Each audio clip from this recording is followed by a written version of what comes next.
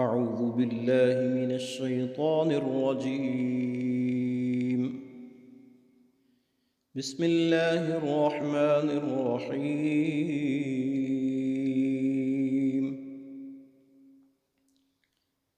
الحمد لله الذي أنزل على عبده الكتاب ولم يجعل له عوجا قيما لينذر بأسا شديدا من لدنه ويبشر المؤمنين الذين يعملون الصالحات أن لهم أجرا حسنا ماكثين فيه أبدا وينذر الذين قالوا اتخذ الله ولدا ما لهم به من علم ولا لآبائهم كبرت كلمة تخرج من أفواههم إن يقولون إلا كذبا فلعلك باخئ نفسك على آثارهم إن لم يؤمنوا بهذا الحديث أسفا إنا جعلنا ما على الأرض زينة لها لنبلوهم أيهم أحسن عملا وإنا لجاعلون ما عليها صعيدا جرزا أم حسبت أن أصحاب الكهف والرقيم كانوا من آياتنا عجبا إذ أوى الفتية إلى الكهف فقالوا ربنا آتنا من لدنك رحمة وهيئ لنا من أمرنا رشدا فضربنا على آذانهم في الكهف سنين عددا ثم بعثناهم لنعلم أي الحزبين أحصى لما لبثوا أمدا نحن نقص عليك نبأهم بالحق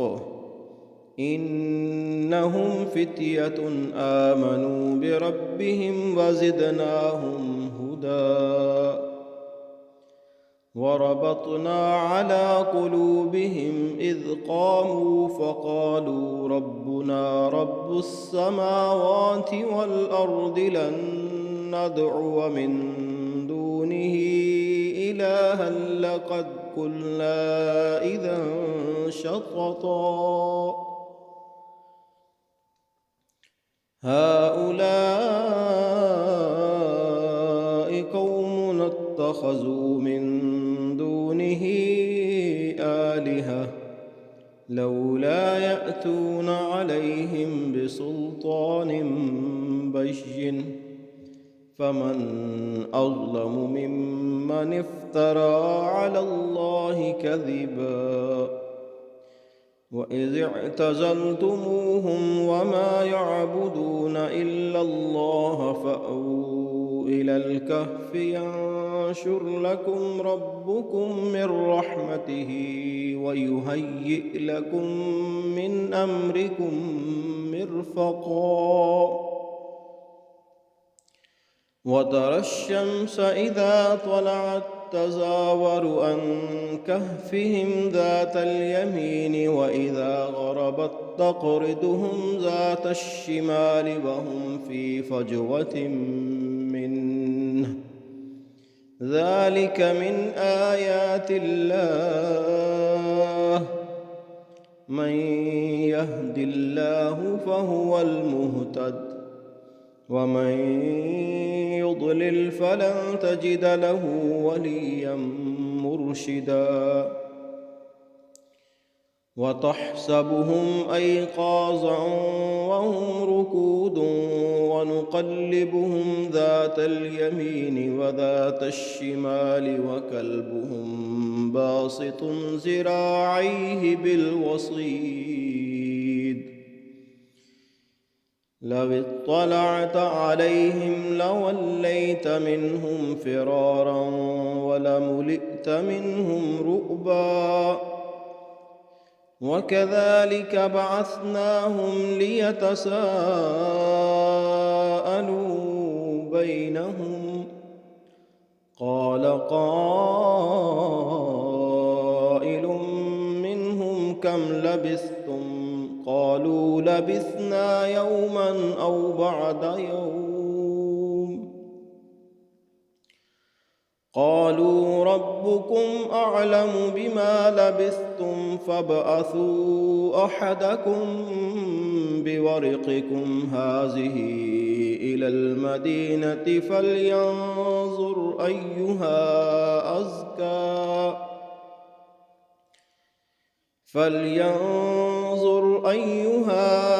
أزكى طعاما فليأتكم برزق منه وليتلطف ولا يشعرن بكم أحدا إنهم إن يظهروا عليكم يرجموكم أو يعيدوكم في ملتهم ولن تفلحوا إذا أبدا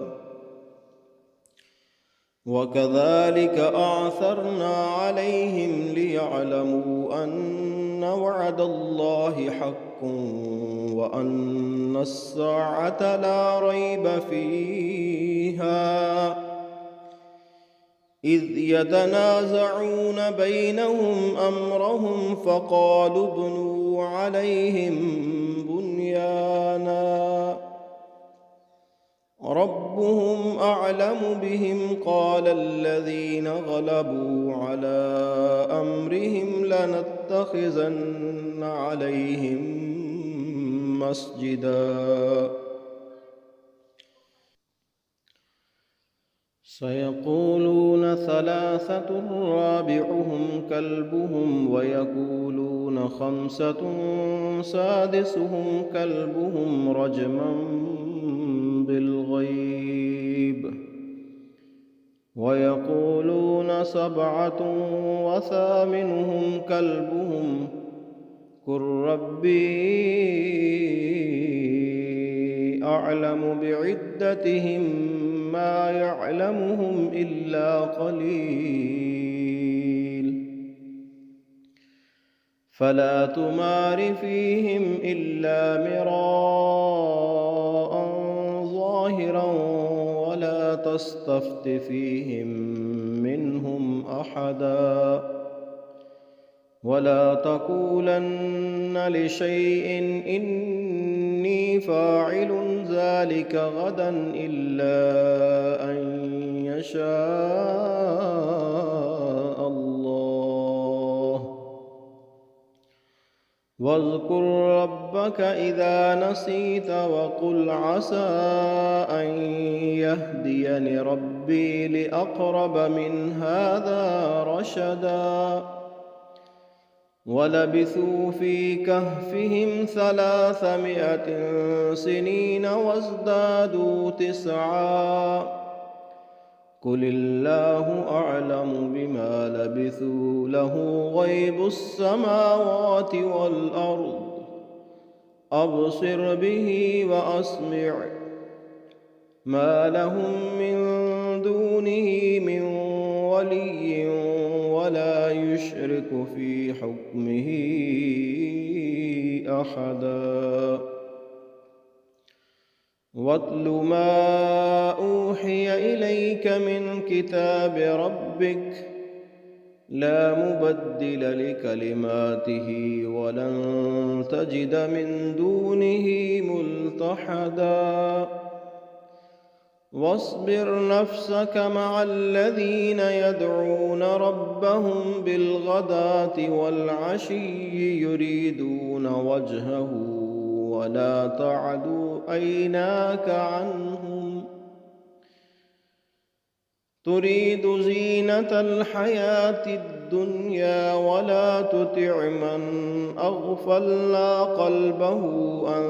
ذكرنا واتبع هواه وكان أمره فرطا وقل الحق من ربكم فمن شاء فليؤمن ومن شاء فليكفر إنا أعتدنا للظالمين نارا أحاط بهم سرادقها وإن يستغيثوا يغاثوا بماء كالمهل يشوي الوجوه بئس الشراب وساءت مرتفقا إن الذين آمنوا وعملوا الصالحات إنا لا نضيع أجر من أحسن عملا أولئك لهم جنات عدن تجري من تحتهم الأنهار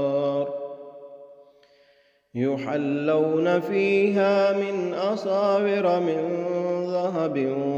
ويلبسون ثيابا خضرا من سندس وإستبرق متكئين فيها على الأرائك نعم الثواب وحسنت مرتفقا واضرب لهم مثل الرجلين جعلنا لأحدهما جنتين من أعناب وخففناهما بنخل وجعلنا بينهما زرعا كلتا الجنتين آتت أكلها ولم تظلم منه شيئا وفجرنا خلالهما نهرا وكان له ثمر فقال لصاحبه وهو يحاوره أنا أكثر منك مالا وأعز نفرا ودخل جنته وهو ظالم لنفسه قال ما أظن أن تبيد هذه أبدا وما أظن الساعة قائمة ولئن رددت إلى ربي لأجدن خيرا منها منقلبا قال له صاحبه وهو يحاوره أكفرت بالذي خلقك من تراب ثم من نطفة ثم سواك رجلا لكن هو الله ربي ولا أشرك بربي أحدا ولولا إذ دخلت جنتك قلت ما شاء الله لا قوة إلا بالله إن ترني أنا أقل منك مالا وولدا فعسى ربي أن يؤتيني خيرا من جنتك ويرسل عليها حسبانا من السماء فتصبح سعيدا زلقا ويرسل عليها حسبانا من السماء فتصبح سعيدا زلقا أو يصبح ماؤها غورا فلن تستطيع له طلبا وأحيط بثمره فأصبح يكلب كفيه على ما أنفق فيها وهي خاوية على أروشها ويقول يا ليتني لم أشرك بربي أحدا ولم تكن له فئة ينصرونه من دون الله وما كان منتصرا هنالك الولاية لله الحق هو خير ثوابا وخير عقبا واضرب لهم مثل الحياة الدنيا كماء أنزلناه من السماء فاختلط به نبات الأرض فأصبح هشيما تذروه الرياح وكان الله على كل شيء مقتدرا المال والبنون زينة الحياة الدنيا والباقيات الصالحات خير عند ربك ثوابا وخير أملا ويوم نسير الجبال وترى الأرض بارزة وحشرناهم فلم نغادر منهم أحدا وعرضوا على ربك صفا لقد جئتمونا كما خلقناكم أول مرة بل زعمتم أن لن نجعل لكم موعدا ووضع الكتاب فترى المجرمين مشفقين مما فيه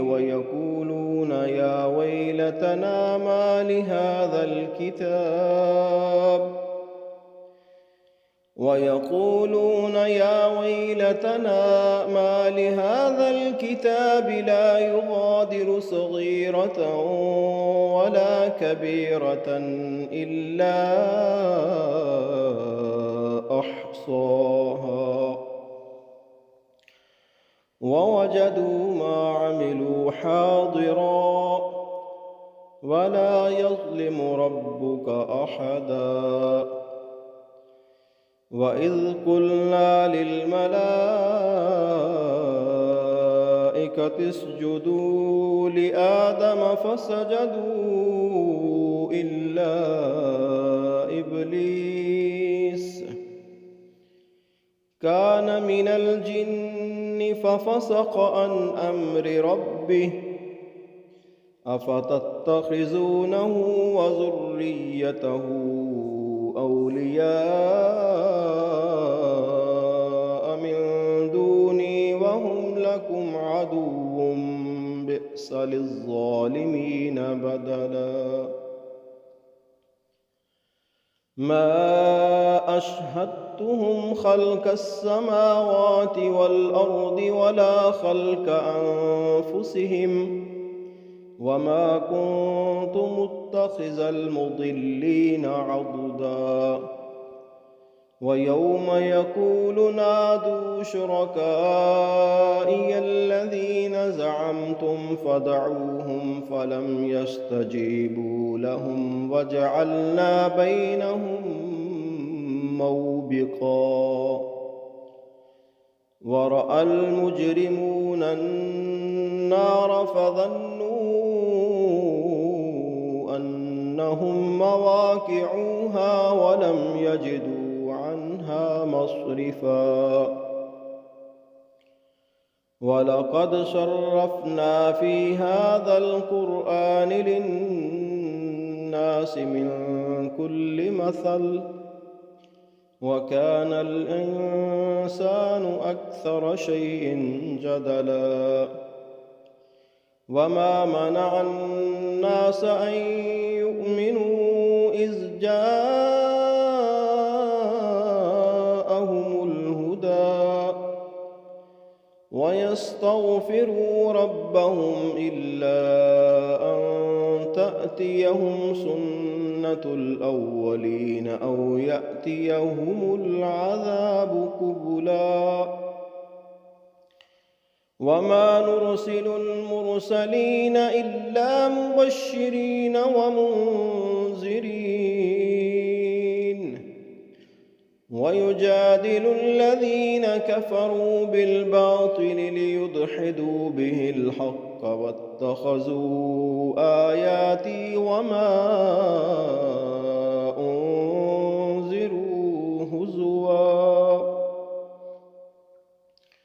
ومن أظلم ممن ذكر بآيات ربه فأعرض عنها ونسي ما قدمت يداه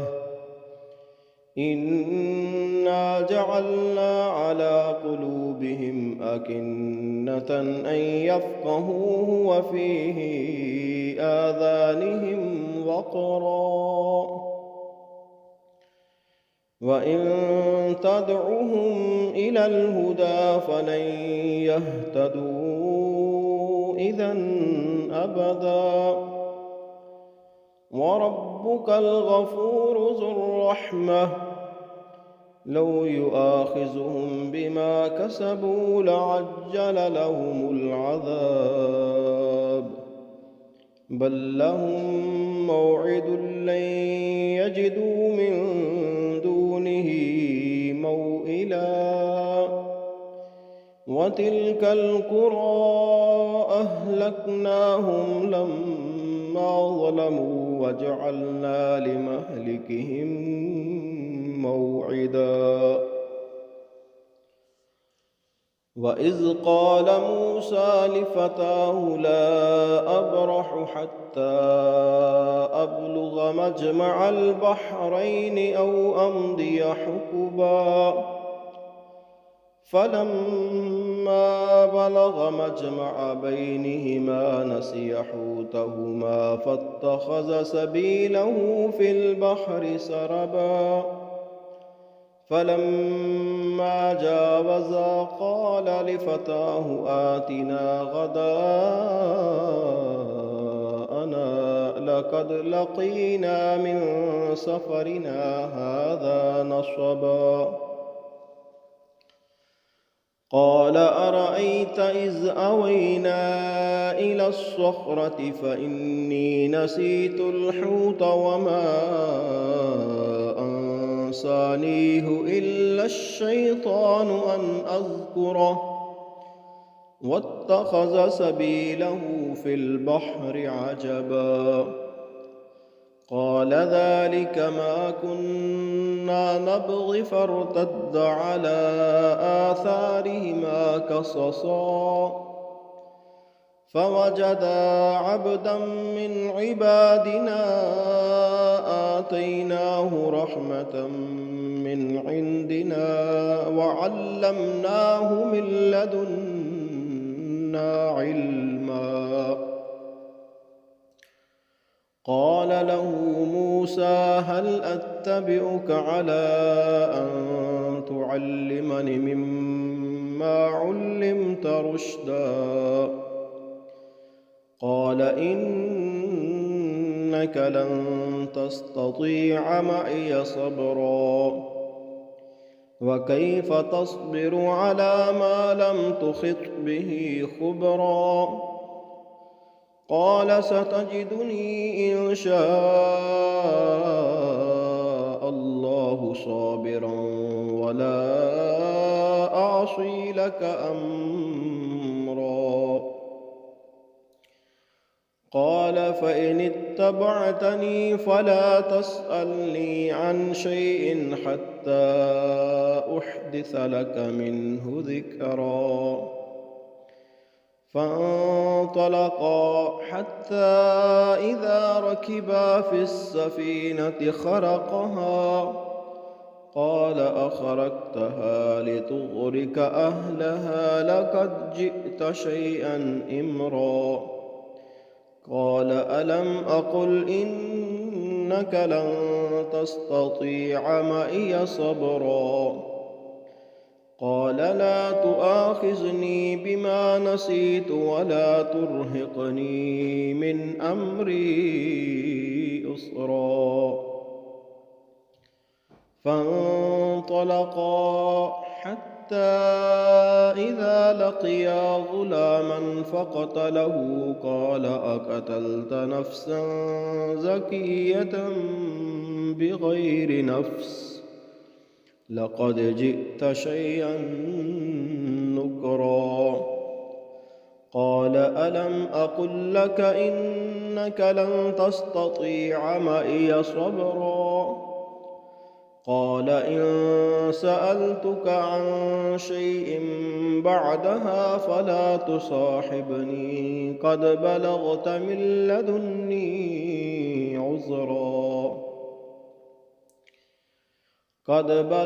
من لدني عذرا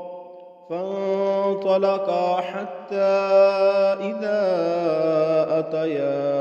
أهل قرية استطعما أهلها فأبوا أن يضيفوهما فوجد فيها جدارا يريد أن ينقض فأقامه قال لو شئت لاتخذت عليه أجرا قال هذا فراق بيني وبينك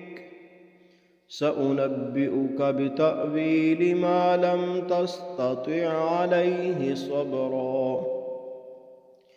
أما السفينة فكانت لمساكين يعملون في البحر فأردت أن أعيبها وكان وراءهم ملك يأخذ كل سفينة غصبا وأما الغلام فكان أبواه مؤمنين فخشينا أن يرهقهما طغيانا وكفرا فأردنا أن يبدلهما ربهما خيرا منه زكاة وأقرب رحما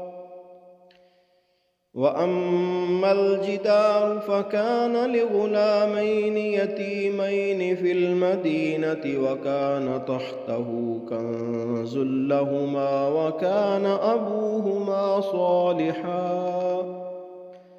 فأراد ربك أن يبلغ أشدهما ويستخرج كنزهما رحمة من ربك وما فعلته عن أمري ذلك تأويل ما لم تسطع عليه صبرا ويسألونك عن ذي القرنين قل سأتلو عليكم منه ذكرا إنا مكنا له في الأرض وآتيناه من كل شيء سببا فأتبع سببا حتى إذا بلغ مغرب الشمس وجدها تغرب في عين حمئة ووجد عندها قوما قلنا يا ذا القرنين إما أن تعذب وإما أن تتخذ فيهم حسنا قال أما من ظلم فسوف نعذبه ثم يرد إلى ربه فيعذبه عذابا نكرا وأما من آمن وعمل صالحا فله جزاء الرحمن الحسنى وسنقول له من أمرنا يسرا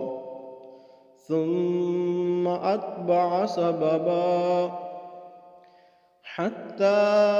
إذا بلغ مطلع الشمس وجدها تطلع على قوم لم نجعل لهم من دونها سترا كذلك وقد أحطنا بما لديه خبرا ثم أتبع سببا حتى إذا بلغ بين السدين وجد من دونهما قوما لا يكادون يفقهون قولا قالوا يا ذا القرنين إن يأجوج ومأجوج مفسدون في الأرض فهل نجعل لك خرجا على أن تجعل بيننا وبينهم سدا قال ما مكني فيه ربي خير فأعينوني بقوة أجعل بينكم وبينهم ردما آتوني زبر الحديد حتى إذا ساوى بين الصدفين قال انفخوا حتى إذا جعله نارا قال آتوني أفرغ عليه قطرا فما استطاعوا أن يظهروه وما استطاعوا له نقبا قال هذا رحمة من ربي فإذا جاء وعد ربي جعله دكا وكان وعد ربي حقا وتركنا بعدهم يومئذ يموج في بعض ونفخ في الصور فجمعناهم جمعا وأردنا جهنم يومئذ للكافرين أرضا الذين كانت أعينهم في غطاء عن ذكري وكانوا لا يستطيعون سمعا أفحسب الذين كفروا أن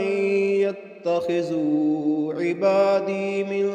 دوني أولياء إنا أعتدنا جهنم للكافرين نزلا قل هل ننبئكم بالأخسرين أعمالا الذين ضل سعيهم في الحياة الدنيا وهم يحسبون أنهم يحسنون صنعا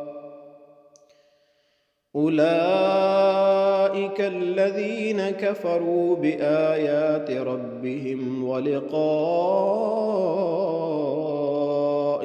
فحبطت أعمالهم فلا نقيم لهم يوم القيامة وزنا ذلك جزاؤهم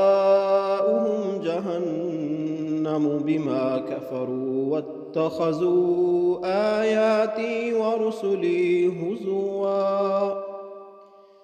إن الذين آمنوا وعملوا الصالحات كانت لهم جنات الفردوس نزلا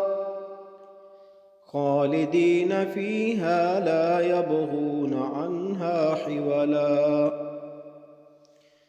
قل لو كان البحر مدادا لكلمات ربي لنفد البحر قبل أن تنفد كلمات ربي ولو جئنا بمثله مددا قل إنما أنا بشر مثلكم يوحى إلي أنما إلهكم إله واحد فمن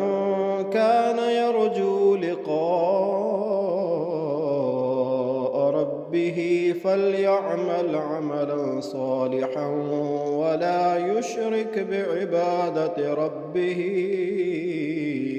أحدا. صدق الله العظيم.